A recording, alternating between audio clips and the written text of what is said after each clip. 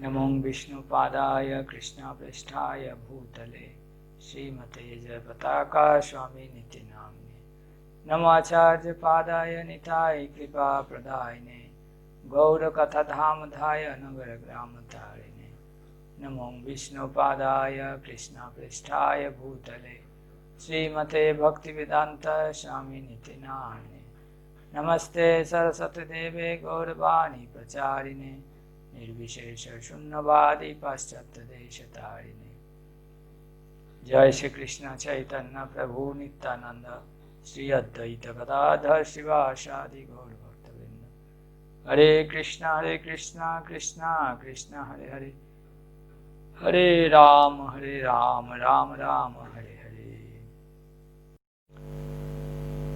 ओम नमो भगवते वासुदेवाय ओम नमो भगवते वासुदेवाय ओम नमो भगवते वासुदेवाय गुरवे गौरचंद्राय राधिकाय तदालये कृष्णाय कृष्ण भक्ताय तद्भक्ताय नमो नमः। हरे कृष्णा। सबको आज की भागवत कक्षा में स्वागत है। कल हम लोग चर्चा किए थे कि किस प्रकार भगवान अपना भक्तों को कृपा करने की हेतु और किस प्रकार से जो दुष्कृति हैं, जो असाधु हैं, उनको दंड देने के लिए अपना अवतार लेते हैं और कभी देवताओं के रूप में आते हैं, कभी अपना स्वरूप मनुष्य रूप में आते हैं, कभी ऋषियों के रूप में आते हैं, कभी पशु में भी आते हैं। इस प्रकार से भगवान जब अवतरित होते हैं विभिन्न रूप को ग्रहण करते हैं। तो ब्रह्मा जी फिर प्रार्थना कर रहे हैं। आज देखेंगे श्रीमद् भागवतम का 10वां स्कंद 14 अध्याय श्लोक संख्या 21 से। को वित्ति भूमन् भगवन् परत्मन् योगेश्वरतिर्भवतस्त्रिलोक्यं क वा कथं वा कति वा कदेति विस्तारयन् क्रीडसि योगो मायम्। हे भूमन, हे भगवान, हे परमात्मा, हे योगेश्वर, आपकी लीलाएं इन तीनों लोकों में निरंतर चलती रहती हैं, किंतु इसका अनुमान कौन लगा सकता है कि आप कहाँ, कैसे और कब अपनी आध्यात्मिक शक्ति का प्रयोग कर रहे हैं और इन असंख्य लीलाओं को संपन्न कर रहे हैं। इस रहस्य को कोई नहीं समझ सकता कि आपकी आध्यात्मिक शक्ति किस प्रकार से कार्य करती है। भगवान कब, कैसे, कहाँ लीला करते हैं, ये कौन समझ सकते हैं। क वेत्ति भूमन, हे महान, हे भगवान, ये कौन जान सकते हैं कि त्रिलोकों में, त्रिलोकों में उनका गुणकीर्तन होते हैं। सब कोई उनका लीला समूह का गुणकीर्तन करते हैं। तो पराशर मुनि कहते हैं कि भगवान कौन है, जिसमें 6 ऐश्वर्य पूर्ण रूप में है। उनमें से एक है उनका यश। ऐश्वर्यस्य समग्रस्य वीरस्य यशस्रिय। यश जो है भगवान का यश समग्र ब्रह्मांड में है, उनका समग्र सृष्टि में। कोई मनुष्य का यश किसी एक सीमित अंचल में ही सीमित रहते हैं। किसी का यश भारत में है, या तो किसी का यश इस भूलोक में है, पृथ्वी लोक में है। लेकिन बहुत सारा ब्रह्मांड है। हर ब्रह्मांड में बहुत सारा, एक ब्रह्मांड में बहुत सारे लोक हैं। तो उस सारे ब्रह्मांड का हर लोक में भगवान का लीलाओं का गुणकीर्तन किया जाते हैं। ब्रह्मा जी कह रहे हैं कि भवतः स्त्रीलोक्याम, कि आपकी जो गुणकीर्तन त्रिलोक में किया जाते हैं, ये कौन कह सकते हैं कि कब कैसे कहाँ आप लीला करते हैं। तो भगवान नित्य हैं और भगवान का लीला भी नित्य है। तो हिज होलीनेस भक्ति चारू महाराज कह रहे थे कि भगवान अपना एक लीला को यहाँ संपन्न करते हैं, फिर दूसरे किसी ब्रह्मांड में वही लीला शुरू होते हैं। मानिए कि अभी भगवान यहाँ अपना बाल्य लीला कर रहे हैं, कहीं गोचारण में जा रहे हैं, तो किसी ब्रह्मांड में मथुरा के लीला कर रहे हैं, कंसों को उद्धार कर रहे हैं, या तो किसी ब्रह्मांड में जाकर द्वारिका लीला कर रहे हैं। इस प्रकार से उनका लीला जो है नित्य चलते रहते हैं, हर लोक में, हर ब्रह्मांड में। भगवान का लीला इस प्रकार से नित्य है। तो कौन कह सकते हैं कि कहाँ किस प्रकार से लीला कर रहे हैं, ये तो बोलना मुश्किल है। तो जिस प्रकार सूरज हमेशा प्रकट रहते हैं, हमेशा दृश्यमान हैं, लेकिन हम लोग कभी उसको देख रहे हैं, हम लोगों के पास कभी प्रकट होते हैं, कभी अप्रकट रहते हैं, कभी हम लोग नहीं देख पा रहे हैं तो इस भूमंडल के दूसरे प्रांत के लोग देख रहे हैं। इसका मतलब ये नहीं कि सूरज का कोई अस्तित्व नहीं है। ठीक उसी प्रकार भगवान हमेशा दृश्यमान हैं, लेकिन उसको देखने के लिए अपना इंद्रियों को पूर्ण बनाना है। भगवान हमेशा सबके सामने प्रकट नहीं होते हैं। भगवान वर्तमान हैं, भगवान को देख सकते हैं। जिस प्रकार सूरज को किसी भी समय हम लोग चाहे तो फिर भी देख नहीं सकते हैं,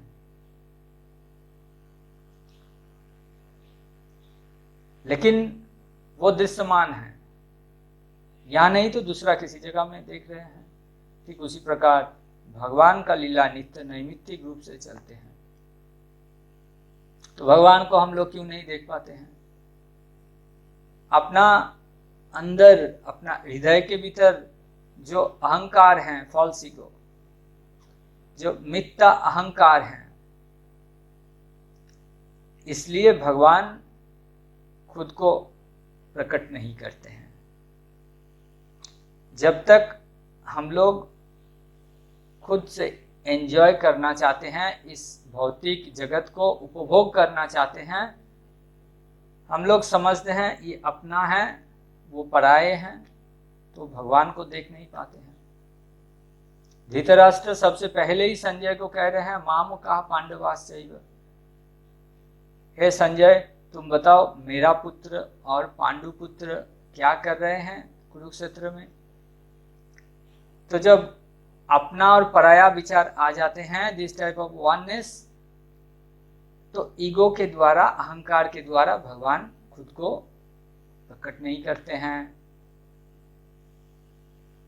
एक सेवक हमेशा उनको ये चाहिए कि अपना जो प्रभु है उनको सेवा करें। मानिए किसी घर का कोई नौकर है, अगर उस घर में कुछ खाना खाना है, वो नौकर उन मालिक को देकर अगर नहीं खाएंगे तो उनके लिए अपराध है। ये हो ही नहीं सकते हैं कि वो अपना मालिक को ना दे और वो खा ले, ये अपराध माने जाते हैं। ठीक उसी प्रकार हम लोग भी अगर कृष्ण के प्रति समर्पित नहीं हैं, उनको सेवा नहीं कर रहे हैं, तो ये एक प्रकार अपराध कर रहे हैं। और जिस प्रकार से एक बच्चा, अगर कोई चांद को देखते हैं और चाहते हैं कि उसको अपने पास, तो उनका माता पिता क्या करेंगे? तो प्रभुपाद बहुत अच्छा उदाहरण देते हैं कि एक थाली लेंगे और उसमें थोड़ा सा पानी देंगे और उसमें उनका जो प्रतिबिंब आएगा तो बच्चा के सामने जब दिखाई देगा तो उसको वो छूने की कोशिश करेंगे। तो जब वो दूर में रहते हैं आकाश में तो उसको छूने के लिए रोते हैं, उसको चाहिए। ठीक उसी प्रकार जो दूर की हैं, जो नहीं मिलने वाले हैं, वो चीज़ हम लोग चाहते हैं। लेकिन भगवान इतना कृपालु हैं उस पिता माता जैसे, ठीक जिस प्रकार से पिता माता अपना बुद्धिमत्ताओं के द्वारा उस चाँद को बच्चे के सामने ला के देते हैं, एक थाली में पानी भर के उसका प्रतिबिंब को पाते हैं, ठीक उसी प्रकार भगवान हम लोग को इस जड़ जगत बना के देते हैं और हम लोग इस मिथ्या सुख को उपभोग करना चाहते हैं। इस रहस्य को कोई समझ नहीं सकते हैं। यही ब्रह्मा जी कह रहे हैं, योगेश्वर भवतः स्त्रीलोक्यम। उनका गुण कीर्तन हर लोक में होते हैं। योगेश्वर, हे योग शक्ति के अधीश्वर। हम लोग का परिस्थिति उस बच्चा जैसा है। मान लीजिए एक घर बंद है और एक बच्चा घर के बाहर जाने को अगर चाहेंगे तो वो क्या करेंगे, दरवाज़ा को खोलने की कोशिश करेंगे। जब खोल नहीं पाएंगे तो वो अपना पेरेंट्स की तरफ देखेंगे, अपना माता पिताओं की तरफ देखेंगे, उनको इशारा करेंगे, उनके तरफ हाथ बढ़ाएंगे कि हमको गोद में लीजिए और घर से बाहर निकालिए, इशारा करेंगे। यही नियम है। तो हम लोग भी इस बांधे हुए घर जो हैं, इस ब्रह्मांड में, इस जड़ जगत में जो बांधे हुए हैं, तो हम लोग चाहते हैं इससे बाहर जाने के लिए। अपना इच्छा से जा नहीं सकते हैं, तो इसलिए इस्कॉन के भक्त लोग भगवान कृष्ण को पुकारते हैं, दोनों हाथ ऊपर करके कि हे कृष्ण, हे राधा रानी, हे बलराम, हमें शक्ति दीजिए और अपना सेवा में लगाइए, इस जड़ जगत से पार कीजिए। तो इस प्रकार से उनका जो लीला उति ही, उनका लीला समूह त्रिलोक्याम, सारे लोक में, त्रिलोक में गुण कीर्तन किया जाते हैं। तस्मादिदं जगत अशेषम असत्स्वरूपम स्वप्नाभमस्ताधिशनं पुरुदुःख दुःखम तयेव नित्य सुखबोध तनावनन्ते मायात उद्यदपि यत्सरिवाव भाति। अतः ये संपूर्ण ब्रह्मांड जो कि स्वप्न के तुल्य हैं, प्रकृति से असत हैं, फिर भी असली यानी कि सत प्रतीत होते हैं, और इस तरह ये मनुष्यों की चेतनाओं को प्रच्छन्न कर लेता है और बारंबार दुख का कारण बनता है। ये ब्रह्मांड सत्य इसलिए लगता है क्योंकि ये आपसे उद्भूत माया की शक्ति द्वारा प्रकट किया जाते हैं, जिनके असंख्य दिव्य रूप शाश्वत सुख तथा ज्ञान से पूर्ण है। जगत अशेषम असत स्वरूपम, अर्थात संपूर्ण ब्रह्मांड जो कि सपनों के तुल्य हैं। ये जगत असत हैं, फिर भी ये सत प्रतीत होते हैं। जिस प्रकार से हम लोग मरुभूमि में जाते हैं और मिरज को देखते हैं, मरीचिका को देखते हैं, तो लगते हैं कि वहाँ पानी है। ठीक उसी प्रकार इस जड़ जगत में हम लोग भौतिक सुख को आस्वादन करना चाहते हैं। मनुष्य की चेतनाओं को प्रच्छन्न कर लेता है और बार बार इस इच्छाओं के कारण हम लोग इस जन्म मृत्यु जरा व्याधि के बंधन में फंस जाते हैं और दुख का कारण बन जाते हैं।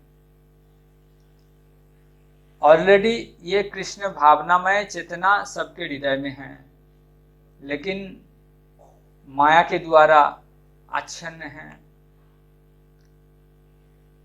जो असत वो सत प्रतीत होते हैं, जो व्यक्ति भगवत धाम को अपना घर मानते हैं, तो भगवान के साथ इस प्रकार से संबंधित हैं और भगवान को प्रेम की वस्तु मानते हैं, उसका प्रेम की वस्तु कोई विषय नहीं, कोई विषय वासना या कोई जागतिक वासना उनका प्रेम के विषय नहीं है, प्रेम का वस्तु नहीं है। इस ब्रह्मांड को भगवान की सेवा की साध सामग्री मानते हैं।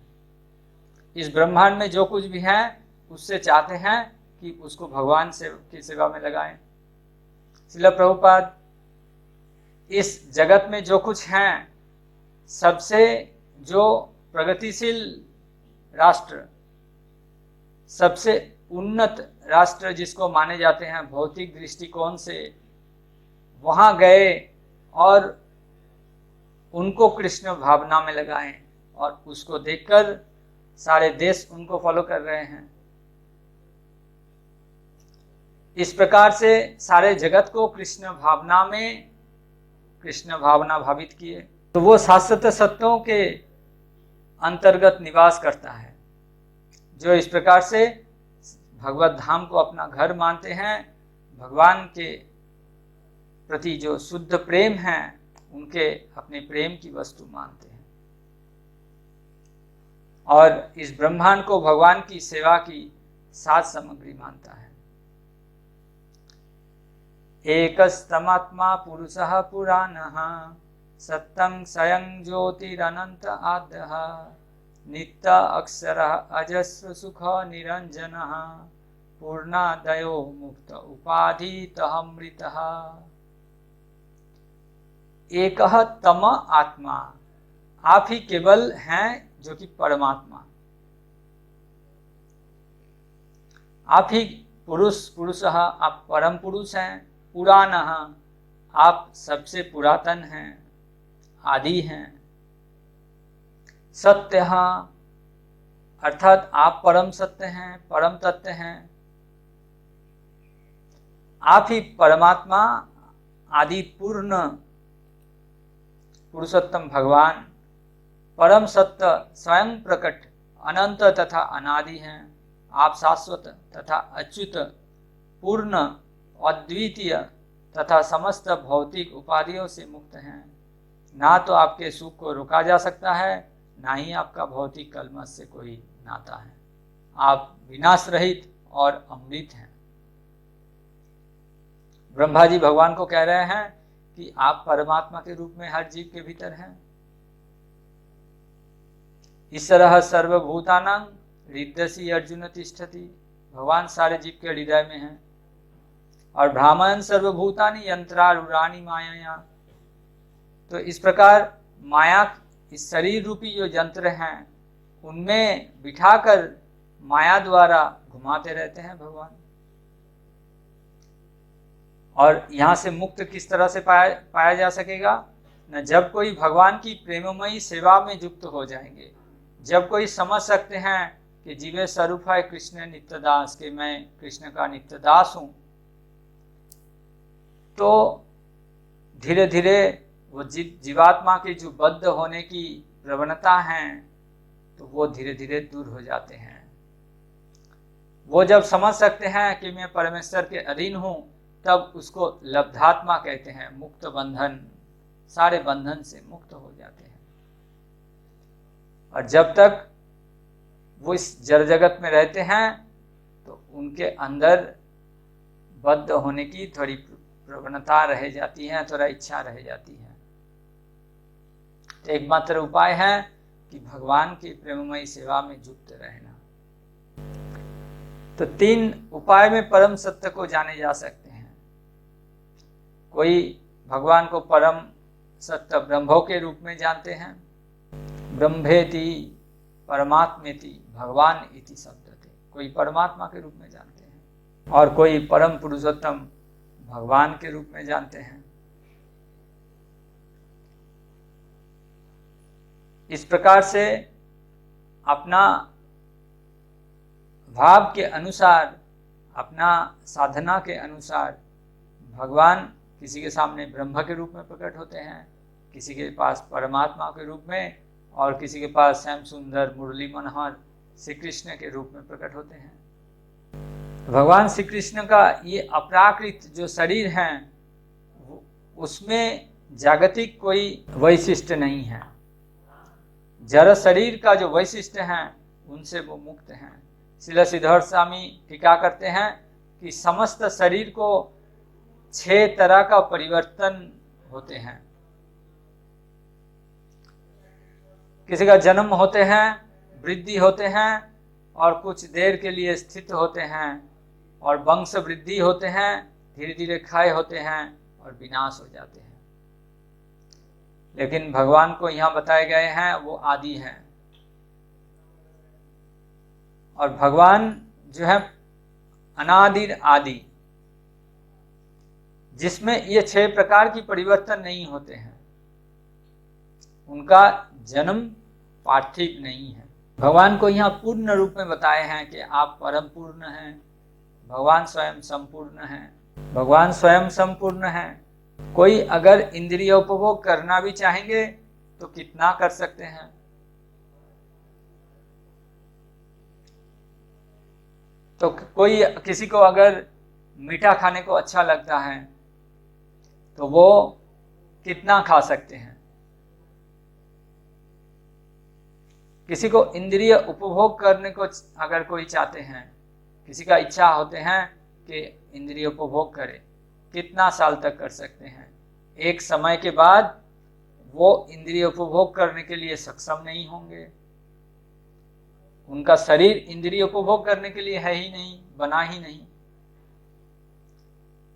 इस जड़ जगत में कहते हैं कि सबसे ज्यादा सुख, जागतिक सुख मैथुन सुख में है। तो अपना जीवन में कितना समय मैथुन सुख को उपभोग कर सकते हैं।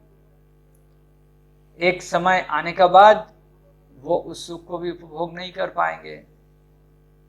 तो इससे समझ सकते हैं कि ये शरीर जो है मैथुन सुख उपभोग करने के लिए नहीं है। लेकिन कृष्ण का शरीर जो है वो पूर्ण है, वो पूर्ण रूप में हर कुछ उपभोग कर सकते हैं, इसलिए कृष्ण परम भोक्ता है। यहाँ अजस्र सुख अर्थात विघ्नहीन सुख उपभोग करने की बात कहा गया है। पंचम स्कंद में वर्णन है कि किस प्रकार से दूसरे लोगों के जीव और ज्यादा सुख उपभोग करते हैं। यहां से जितना ऊपर जाएंगे, अगर स्वर्ग लोक में जाएंगे या उसके ऊपर जितना लोक में जाएंगे, वहां सुख और ज्यादा है।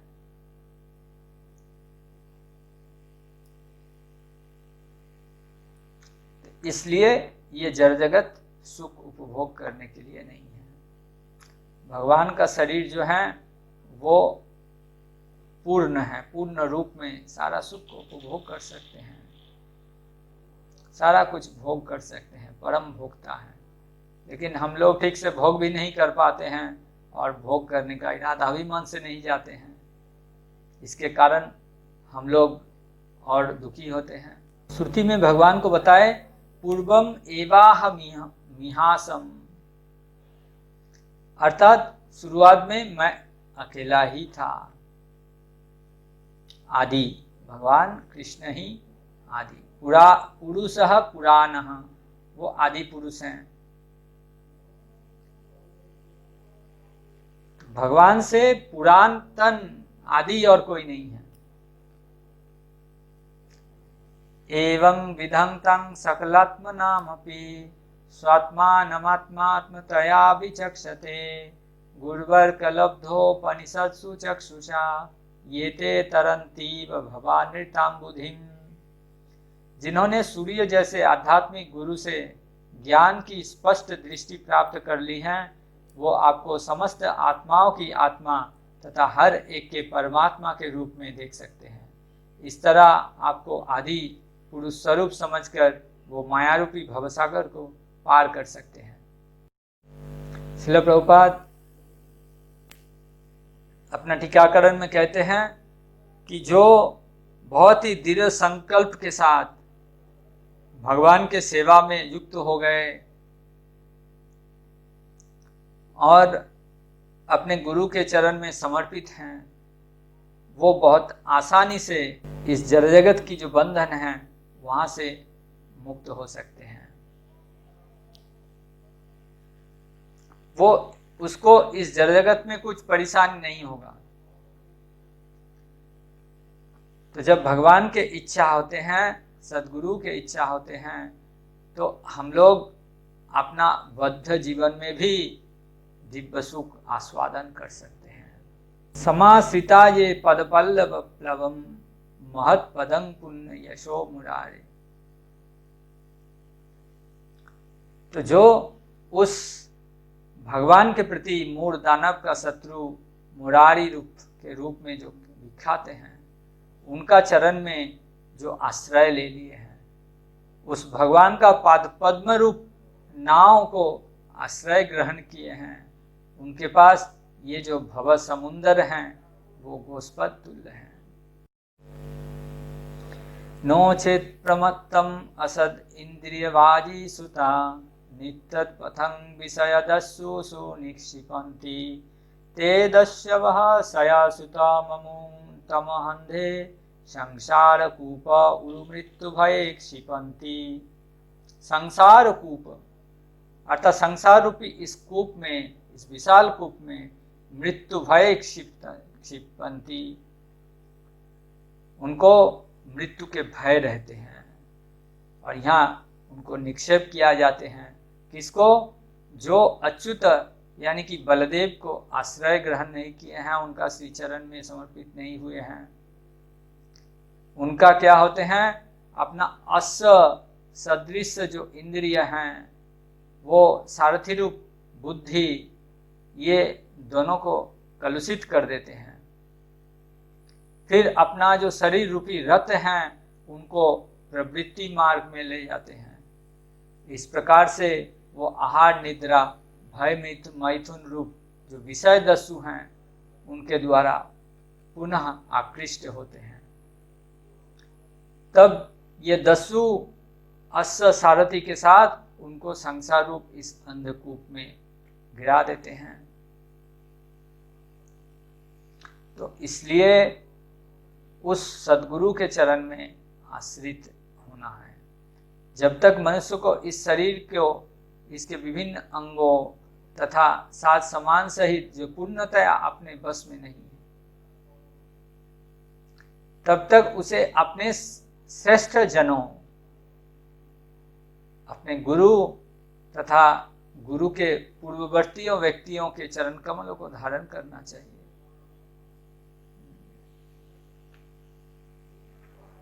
सद्गुरु के चरण में आश्रय बिना हम लोग किसी प्रकार से इस जन्म मृत्यु के जो चक्र हैं, इनसे बाहर नहीं जा सकते हैं। उनकी कृपा से वो ज्ञान की तलवार को तेज कर सकता है और भगवत कृपा के बल पर तब वो उपयुक्त शत्रुओं को पराजित कर सकते हैं। इस प्रकार भक्त को अपने ही दिव्य आनंद में लीन रहने में समर्थ होना चाहिए और तब वो अपना शरीर त्याग कर अपनी आध्यात्मिक पहचान फिर से पा सकते हैं। ये शास्त्र का कथन है।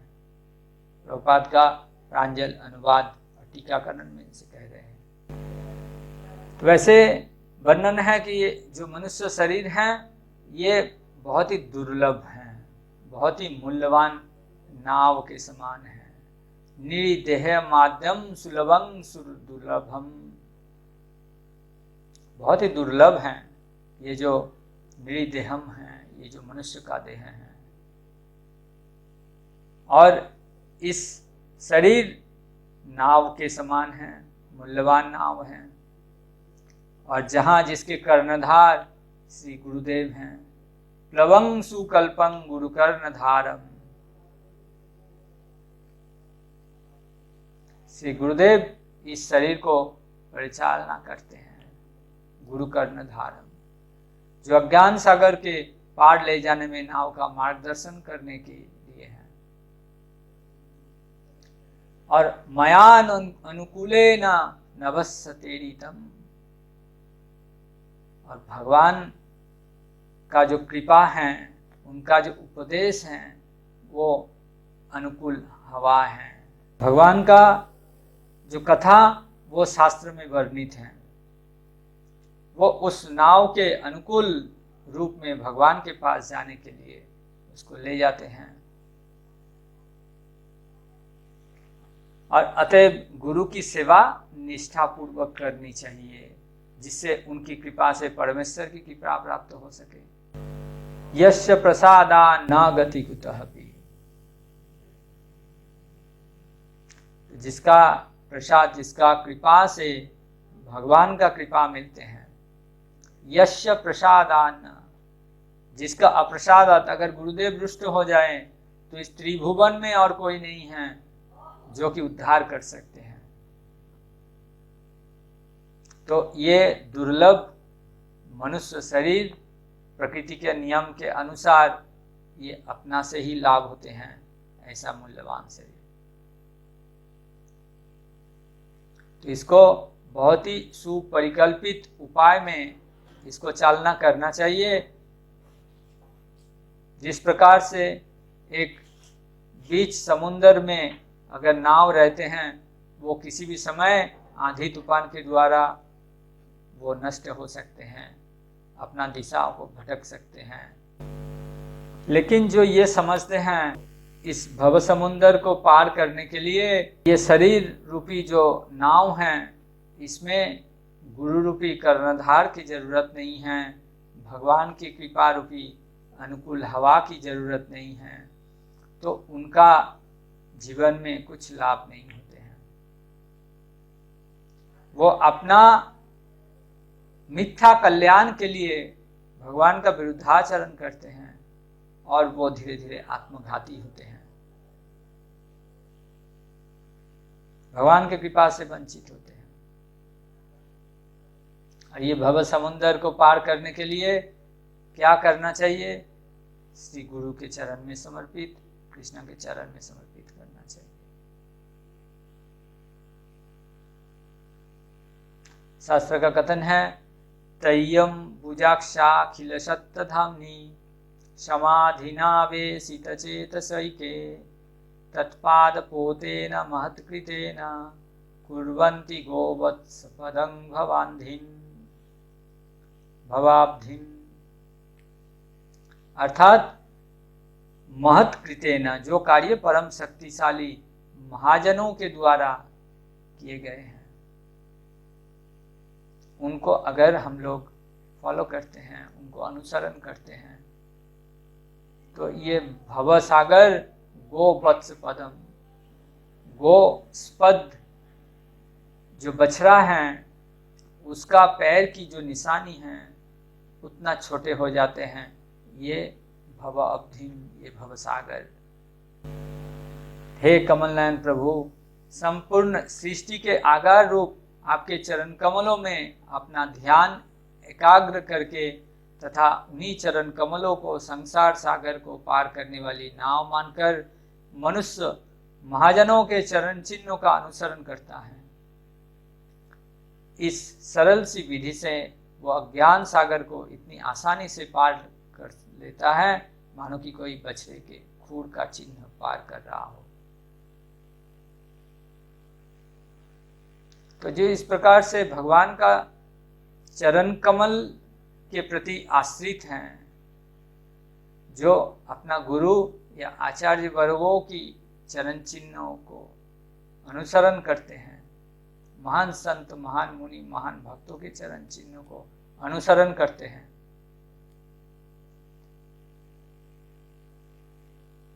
तो वो बहुत आसानी से इस भवसागर को पार लगा सकते हैं। फिर ब्रह्मा जी प्रार्थना कर रहे हैं, आत्मा नमेवात्म तया विजानतं तेनैव जातं निखिलं प्रपंचितं ज्ञानेन भूय अपि च तत्प्रलीयते रज्जा महिर्भोग भवा भवो यथा। जिस व्यक्ति को रस्सी से सर्प का भ्रम हो जाता है वो भयभीत हो उठता है, किंतु ये अनुभव करने पर कि तथाकथित सर्प तो था ही नहीं, वो अपना भय त्याग देता है। इसी प्रकार जो लोग आपको समस्त आत्माओं के परमात्मा के रूप में नहीं पहचान पाते, उनके लिए विस्तृत मायामय संसार उत्पन्न होता है, किंतु आपका ज्ञान होने पर वो तुरंत दूर हो जाते हैं। तो जिस प्रकार एक रस्सी से भ्रमित हो जाते हैं, उसको सर्प समझते हैं।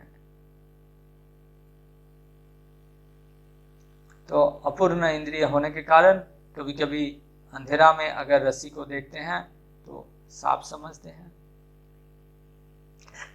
भयभीत हो जाते हैं। फिर जब कुछ रोशनी उस रस्सी के ऊपर गिरते हैं तो लाइट जलाकर देखते हैं कि वो रस्सी है, तो वो भय दूर हो जाते हैं। ठीक उसी प्रकार हम सब भयभीत हैं। इस जड़ जगत में हर एक जीव भयभीत है। आप एक चिड़िया को देखिए, वो जब दाना खाने के लिए आएंगे, वो एक दाना लेने के पश्चात कितना बार इधर उधर घूमते रहते हैं, देखते रहते हैं ताकि हमको कोई पकड़ ना ले। हर जीव भयभीत है। तो जब अपना ज्ञान चक्षु के द्वारा वो दर्शन करते हैं कि परम सत्य क्या है, वास्तव क्या है, तो तब वो भय दूर हो जाते हैं। श्रील प्रभुपाद कहते हैं, जो लोग माया में निमग्न रहते हैं वो भौतिक जगत को उसी तरह असीम देखते हैं, जिस तरह मानो कि जल में डूबा हुआ व्यक्ति अपने चारों ओर जल ही जल दिखते हैं।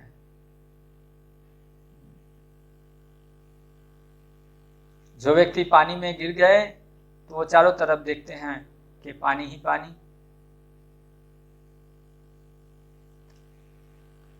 भौतिक विज्ञानी तथा दार्शनिकगण भावसागर में निमग्न होने के कारण ये कल्पना करते हैं कि भौतिक प्रकृति का सभी दिशाओं में अनंत विस्तार है। वस्तुतः भौतिक जगत अज्ञान का सीमित सागर है।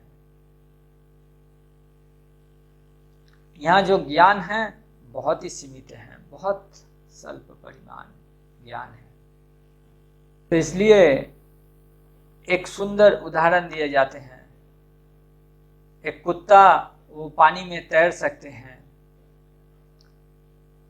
लेकिन वो कुत्ता अगर समुद्र में गिर जाएगा तो कोई अगर समझे कि उसका पूंछ को पकड़कर इस समुद्र को पार लगा सकते हैं तो वो मूर्खता है।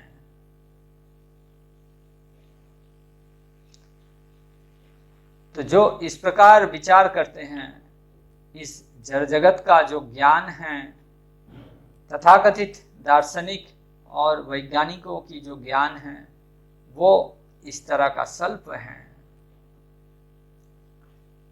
उसके बल पर आश्रित होकर ना तो बल की सुख मिलते हैं और जीवन और अंधेरा में पड़ जाते हैं। भगवान के जो आदेश हैं उनको मूर्ख जीव भौतिक विज्ञानी डुबो दिए गए हैं। जिस जगत में सारी वस्तुएं उत्पन्न होती और मरती हैं, उसमें फंस जाना सचमुच ही भयावह अनुभव है। यहाँ हर कुछ जन्म होते हैं और उसका विनाश हो जाते हैं। कोई चीज स्थायी नहीं है। ये स्वाभाविक है। जो अंधकार पूर्ण स्थान है, वहां अगर कोई फंस जाए तो व्यक्ति डर जाएगा। बीच समुद्र में अगर कोई जाकर फंस गए नाव लेकर, तो वो ये प्रार्थना करेंगे भगवान से, कोई हमको यहाँ से बचाए। और जब उनको कोई बचाने की कोशिश करेंगे, उनको बचाने के लिए वहां जाएंगे, तब कि वो उद्धार हो सकते हैं। नहीं तो वो समुद्र में किधर किधर घूमते रहेंगे। तो ये जो भौतिक प्रकृति है वो चरम सत्य नहीं है। इसको मानना चाहिए, इसको मानना ही होगा। ये अंधकारपूर्ण जो सर्प जैसा जीवन, जो कि भौतिक जीवन कहलाता है, कृष्ण भावनामृत का प्रखर प्रकाश पाते ही आंखें खुलने पर तुरंत विलुप्त हो जाते हैं। शास्त्र का वर्णन है, अज्ञान तिमिरांधस्य ज्ञानांजन शलाकया। तो अज्ञान का जो अंधकार है, तिमिर अंधस्य, जो अंधकार है, अंधकार दूर हो सकते हैं रोशनी के द्वारा, और जो अज्ञान की अंधकार है उस अंधेरा को दूर कर सकते हैं ज्ञान की रोशनी। तो वो ज्ञान जब हम लोग गुरु कृष्ण प्रसाद पाए भक्ति लता बीज, जब सदगुरु का कृपा होते हैं, जब कृष्ण का कृपा होते हैं, तो भक्ति रूपी बीज हृदय में बपन करते हैं और वो दिव्य ज्ञान हृदय प्रकाशित, वो दिव्य ज्ञान हृदय में प्रकाशित होते हैं और फिर अज्ञान के अंधकार दूर हो जाते हैं। ये कोई मैकेनिकल प्रोसेस नहीं है, ये स्पिरिचुअल प्रोसेस है, ट्रांसेंडेंटल प्रोसेस है। बहुत एक अच्छे उदाहरण के साथ हम लोग समझ सकते हैं। हम लोग का जीवन, हम लोग चाहते हैं कि इस भौतिक जगत को कितनी अच्छे से उपभोग करें। सब कोई चाहते हैं अपना जीवन को सर्वश्रेष्ठ जितना अच्छे से उपभोग किया जाए वो करना चाहते हैं।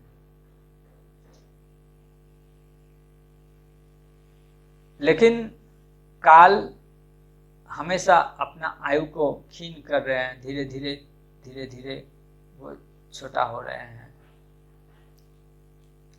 कोई व्यक्ति अगर इस जड़ जगत जैसा अंधकूप में विश्राम कर रहे हैं, हम सब इस जड़ जगत की अंधकूप में इंद्रिय उपभोग कर रहे हैं और पदम पदम यद विपदम, हर तरफ विपद हैं। हम लोग ऊपर जाएंगे तो वहां से फिर पुण्य क्षय होते यहाँ आ जाएंगे, नीचे जाएंगे तो यहाँ से फिर अपना कर्म चक्र व्यूहों को पार कर कर फिर यहाँ आ जाएंगे। तो एक व्यक्ति एक अंधकूप में इंद्रिय उपभोग करते हैं और नीचे मगर जो हैं उनको प्रतीक्षा करते हैं कि कब नीचे गिरेंगे उसको खाएंगे, और ऊपर भी शेर रहते हैं, वो भी प्रतीक्षा करते हैं वो कब ऊपर आएंगे उसको खाएंगे। ये मृत्यु के रूप में उसको इंतजार कर रहे हैं कि किधर भी जाएंगे मृत्यु सर्वस्व हरस्वामी। और जो इंद्रिय उपभोग कर रहे हैं और उधर चूहा आकर, काल रूपी चूहा जो धीरे धीरे अपना जो आयु है उसको क्षय कर रहे हैं। समझ में नहीं आ रहे हैं कि धीरे धीरे हम लोग मृत्यु के ओर बढ़ रहे हैं। हम सब इंद्रिय उपभोग के लिए व्यस्त हैं। तो एक दिन वो काल रूपी जो चूहा हैं वो पूर्ण रूप में अपना जो जीवन का गति है उसको खत्म कर देते हैं। तो मृत्यु के माध्यम से फिर हम लोग दूसरा एक अंधकूप में जाकर गिरते हैं। जो समझ गए कि परमेश्वर भगवान आत्माओं की आत्मा के रूप में हर जीव के भीतर हैं, जो परमात्मा के रूप में हर जीव के भीतर विराजमान हैं, वो जो पहचान पाए उसके पास सारे भय तत्क्षणात दूर हो जाते हैं, सारा अज्ञान उनका दूर हो जाते हैं। फिर अगला दिन देखेंगे कि ब्रह्मा जी और क्या प्रार्थना कर रहे हैं। आज के लिए कक्षा को यहीं विराम देते हैं। हरे कृष्णा कृष्ण कृष्ण हरे हरे, हरे राम राम राम राम हरे हरे। ग्रंथराज श्रीमद् भागवतम की जय, जगत गुरु श्रील प्रभुपाद की जय, अनंत कोटि वैष्णव वृंद की जय।